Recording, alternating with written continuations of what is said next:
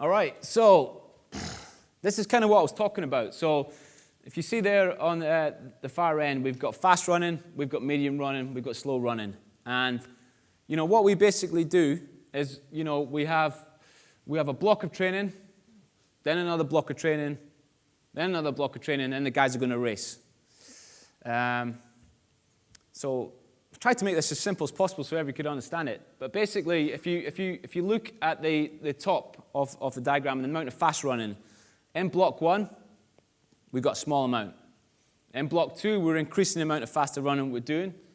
And when we get here, that becomes the major component of what we're doing.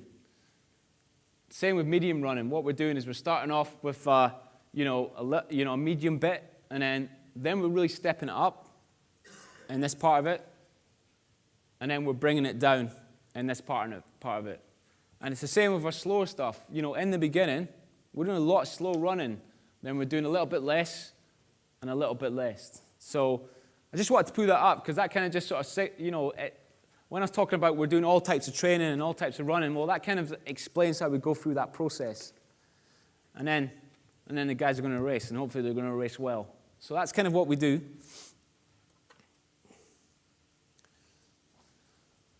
The other thing we do is, as we're going through the blocks, we kind of build on the athlete's strength before we just put a bit of icing on the cake with their weaknesses. So if I can explain that using James, James needs to get fast before he gets fit. So we build a foundation of the stuff he's good at. Skills to run fast, strength, power, speed. And once we've got that in play, we then finish it off with a little bit of his weakness, which is endurance, as everybody knows, and his frequency. And, that's kind of how we do it as we move through the blocks.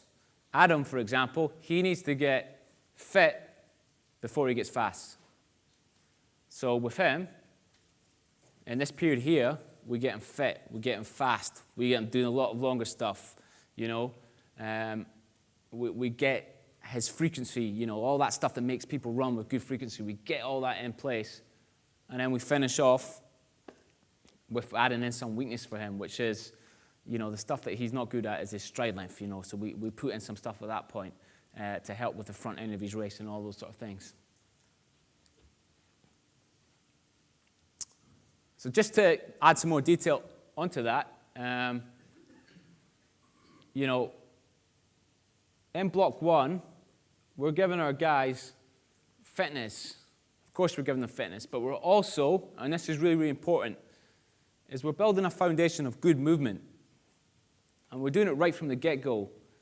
And so of course, we want the guys to be fit, but what's really, really important in this first block is we want them to move good.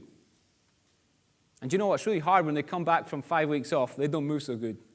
Well, Adam doesn't move so good, but James moves great. But, and it's taken us 4.5 weeks for me to stand inside the track and go and look at Adam run and go, do you know what? I think we're ready to put some work on him now. And that was 4.5 weeks. So it takes time. It takes time. And the more established your athlete is, it takes less time. But when they first come back, you've got to get them moving right. And I'm not talking just about getting them mechanically moving right. You've got to get the therapy side of it right. You've got to get their joints moving right because, it takes a bit of time for all those things to come back online. And you know what? If you start loading fitness when they're not moving right, you're putting fitness onto bad movement, and that's not good. That leads to one thing only, injury. So we need to, absolutely get them moving right before we're going to put fitness on them.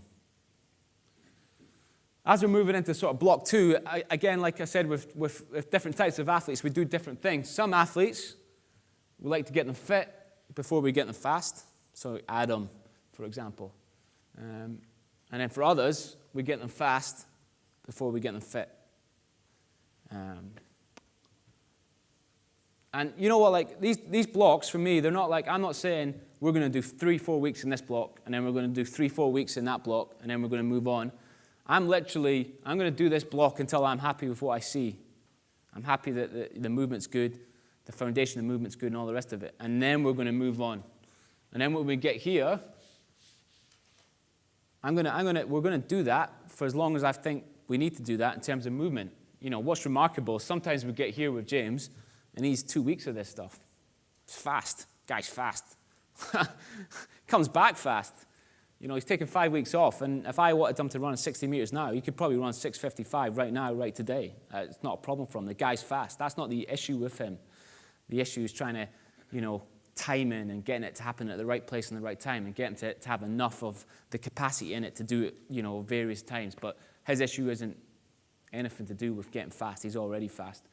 But, we will not move on until we feel like we've got that piece of the jigsaw, that piece of the foundation, that piece of what we're trying to build, that piece of the cake before we put the icing on it. The worst thing you can do, though, is put the cake too much in the oven. That's not good either. Sometimes you can cook the cake too much, and then there's no point putting icing on it because the cake's not very good anymore. So it's really important to get this part right. Can't overcook it, can't undercook it, got to get it right. But once that's in place, and this normally happens for us about 3-4 weeks outside the racing season, we're just going to switch training around and we're going to get very, very specific in what we do. And when I'm talking specific, I'm talking about, close to race distance and all those things, because surprise, surprise, if you want to run a fast 100 meters, then, well, the best thing to do that is, a session that's really, really close to running 100 meters. So we get really, really specific as we get closer to the competition. So it's just another diagram to kind of sort of explain that a little bit more. If we're going through the different blocks, what I'm trying to explain with this one is, we have high-intensity training and low-intensity training. And all I'm trying to explain in this is, what's really important is you go through this process of going through the different blocks. Right at this end, you need to create some space. So if you guys are going to be running really, really fast, what we tend to do is we drop the intensity of the other stuff. We just bring it down. And that creates some space. And that allows them to run fast and recover and be cool with everything. Because running fast is really, really challenging for the body. Really challenging. And don't underestimate how challenging it is. It's extremely taxing for the mind, the body, the joints, the tissue, all the rest of it. And you need to give that space. You need to respect that a lot. Okay, so think back to the jigsaw pieces that I had. That was the sort of programming bit. So now I want to talk a little bit about the other pieces of the jigsaw. One of the things that we believe in is therapy, and we believe in it a lot. And the interesting thing about this is, like, we're not having therapy involvement to stop our guys getting hurt. We've got therapy involvement in the program to get our guys to move better. And once you see it through that, it changes what you're going to use therapy for. You're not sending somebody to the physio to look at a problem. You're sending somebody a physio to say, when they come back, I want them to move better. And once they start to move better, then they're going to be able to produce more power. They're going to be able to do it more efficiently. Then they're going to be able to train more. And we're very, very proactive about our therapy. The important thing about this is, we're really, really sort of focus in on that. And we program it into our training week. So when the guys get a training program at the start of the week, they know what therapy they're getting each day. And we make sure the therapy works with the training. So if we know that somebody's got a very, very big training day, we're going to set the whole week up around that to allow them that when they come to the track on that day, they're going to run fast and they're going to move really, really well.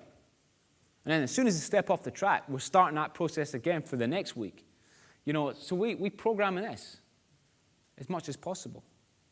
And we do a lot of stretching and mobility. The guys do a lot of stretching and mobility. We do a ton of this. And as we start to get up the pyramid, we do a little bit of targeted massage, which is ART, targeted massage, that type of stuff. And one of the things we believe in is regular osteo stuff. Joints have got to be in the right place. If the joints aren't in the right place, the soft tissue is not going to be in a good place, and everything. So we spend a lot of time on that. And we've got some really, really good therapists that work for us, and we're really, really lucky in that respect. And we use acupuncture as well. But what I'm trying to say is, the most of what we're doing is this. It's just simple stuff. And this is just simple. And it gets a little bit more sophisticated, but we don't do as much as that. So it's tough as a sprint coach.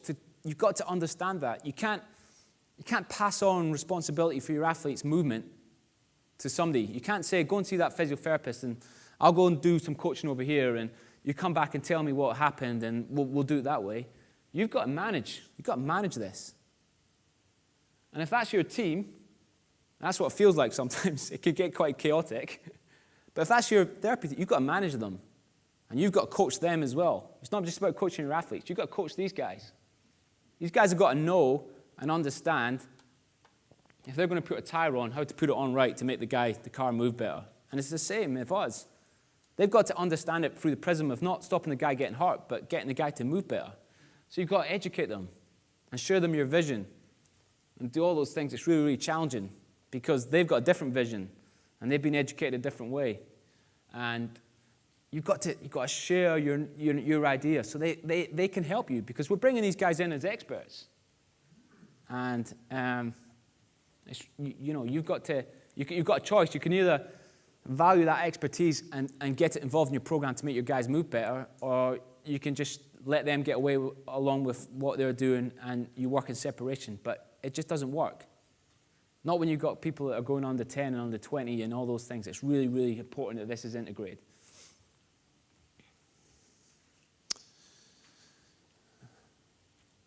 Johnny Peacock, also coached that guy. Very interesting. It's tough going. But we treat him just the same as our able-bodied athletes. And it's really difficult, we played around with his leg stiffness this year, and that was a bit of an educational journey for me, that you can actually change somebody's leg and give them a stiffer leg. And we learned a lot from that process. Basically, we learned not to change his leg. But yeah, that was a lot of fun and it was really interesting. So this is our recovery pyramid as well. And again, it's the same thing. It's like we're not expecting the guys to do recovery and not know what to do. On their training program, it gets programmed in. So they know what they're doing on each day, on each training session. Because do you know what? If somebody comes into track, and let's say I'm giving James 90-meter runs, well, he's going to run about 11.6 meters per second in training.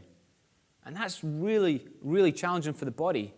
And things like sleep become really, really important for him to recover from that.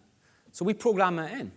If we know he's going to be running fast, then we absolutely 100% make sure that he's got a sleeping plan for the next 3 days after that training session. And I know that sounds a bit like you're over-planning a little bit too much, but when I talked about the less is more thing, if you're not doing that stuff, you ain't got a chance. So anyway, this is our pyramid. And this is so underrated in terms of sprinting. This is really, really, really, really important. And we've invested a lot of time and money into looking into this, and we gave James a sleep coach, which went to his house and made sure that his bedroom and his mattress and his environment, and all those things were up to speed to allow him to sleep. Because one of the things that was happening was every time he did a big speed workout, he'd go home, feel good about himself because the session went well, and be really, really excited. And then he'd go to bed and he'd move around a lot. One, because he was really, really excited and the adrenaline was still pumping through his system. But two, we found that his mattress was wasn't a good mattress. So we put a sleep watch on him, and it turned out he was like moving 85 times in the night or something like that. And then he'd come in the next day and go, do you know what? I think my back's really stiff. And he'd be like, yeah, you moved 85 times in the night, buddy. And it's not a surprise that it's stiff. So, we spend a lot of time looking at that, especially around championships. That's really important. And then things like good nutrition. I mean, it's simple stuff. Do the simple stuff really, really well. So we build that into the training week as well. This we use all year round, saunas. When I'm saying the guys are doing a lot of stretching, we're getting them to go to the sauna a lot. We're getting them to stretch at the sauna and after the sauna and all that sort of stuff. But it's just a simple little thing. But this is really, really important for us because it helps them, one, relax. Two, it's really, really good for tissue quality. We base a lot of our therapy, we'll get them to go to the sauna and then come back and do massage. And we just find that it makes the massage better. And I don't know if there's any science around that. It's just anecdotal. We're just going by feel. But the guys like it. We like it. It's good. Icing is an interesting topic right now. Everybody's questioning the value of icing and all the rest of it. And I'm not really a big fan of icing. But one thing we do use icing for is we use it to help this. So what we found, we've got a really good science guy that works for us, a guy called Michael Johnson. And he sort of works on all this sort of stuff for us, so I don't have to, which makes my job easier. But one of the things that he found out is if the guys drop their temperature just before they go to bed, it helps their sleep and gives them really, really good sleep quality. So that's one of the things that we just started doing, simple stuff like that. And especially around championships. If the guys went through, like in Zurich, we absolutely made sure that we had a plan that was refined at the Commonwealth Games for Adam, that we went to Zurich, and they knew exactly what they do. So as soon as they sort of finished the round, they knew exactly what they had to do. And one of the things they had to do was, just before they went to bed, they needed to take care of that. And they did that, and they slept great, so it was good. At Zurich, we played around with cryotherapy between the rounds as well, which is basically the same thing. It drops the temperature down just before they go to bed, and we tried that, and it was good, and we'll probably continue to use that if we can. So the point is, we're spending a lot of time looking at that stuff, and it's really, really important, because running fast is really, really tough, and you've got to put the detail in to make your guys be able to run quick. Gym. So, like if you see this is our gym pyramid, basically the top of that pyramid is force velocity stuff. So things like, your big lifts like squat and bench and clean, and smaller lifts like shot throws or whatever else. That goes at the top of the pyramid. And then underneath that we've got assistant strength. So I'm talking about strengthening for the posterior chain, rotational strengthening, shoulder strengthening, all just basic stuff. And we throw a lot of stuff at the guys where they're doing circuits with 10 reps and all the rest of it, and that goes in there. And then the bottom of this pyramid is general strength stuff that everybody does, like med ball throws and ab circuits and harder walkovers and this, and all that goes in there. And the point about the shape of the pyramid that's really, really important is we're not just doing a lot of squat, bench, clean or whatever else. That's a very, very tiny aspect of what we do. And the better the athlete is, the less of that top bit of the pyramid they have to do. James is a 25-year-old man, 26 maybe, something like that. But anyway, he's done a lot of training, and he doesn't need to do a lot of big lifting. Adam's a little bit different. He's 20. Hasn't done a lot of lifting. So we give him a little bit more lifting because we need to build the engine in these sort of younger years. So you have to play around with that. But the point is, we're not just throwing a ton of lifting at and saying, you've got to get stronger, you've got to get stronger. It's just a very, very small part of what we do. And the question we got is, we always keep an element of that top end stuff in. All the time. Keep an element of that. And what we do is we start to peel away the other stuff as we get closer to the competition. But we always keep an element of that top stuff in. But sometimes we don't. Adam, for example, doesn't do a lot of lifting through the season because we found that just sprinting was hard on his body, and it was hard on his lumbar spine. And one of the things that we found is if we were trying to do fast running, and then we got him in the gym, and he did like a clean, or sometimes it was a shot throw, like he'd be really, really tired, and he wouldn't be able to control his lumbar spine. And then after the gym session, he'd be like, oh, you know what, I think I hurt my back a little bit, or my back feels really stiff. And you're like, geez, like this stuff's just not that important. Running fast is important. And if the stuff in the gym is going to stop him running fast, then we're not going to do it. So he didn't do a lot of lifting for that reason during the season. But, the other guys kept an element of that in. And some people need to keep an element of that in. It's really important for them. Because what happens during the season is as soon as we're lucky enough also, Michael Johnson, he spends a lot of time and he comes down to the track and he gets these saliva samples from the guys, and we do that, and he goes away and he puts in a machine and he comes back and he goes and he gives us cortisol results and testosterone results. And we get some really good data from that.